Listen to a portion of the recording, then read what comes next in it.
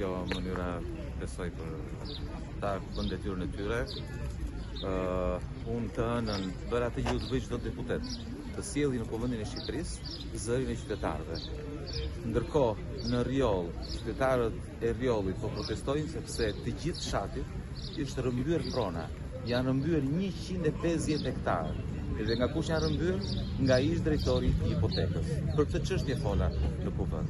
Thash gjithashtu që ndërkohë që protestuesit janë aty në mbrojtje të pronës së tyre, policia bën sejër dhe policia private, që janë bandit të veshur me kapuç, janë me kapuç dhe me shkopa gome, rajnë protestuesit që mbrojnë pronën e tyre. Kjo po ndodh. Për këtë çështje fola në parlament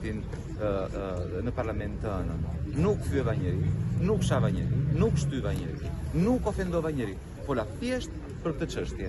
U tregova dhe pamjet, sepse me sa duket nuk i kishin parë, kishte ka të moshuar, të cilët janë dhunuar deri aty sa i kanë thyer këmbën. I kanë arrestuar, një 19 vjeçar është goditur me grushta nga banditët të veshur me uniformat e policisë private. Për këtë fola të hënën. Por parlamenti është kthyer në mbrojtje të korruptuarve. Në vend që të jetë me qytetarët, është me ata që vjedhin pronat e qytetarëve.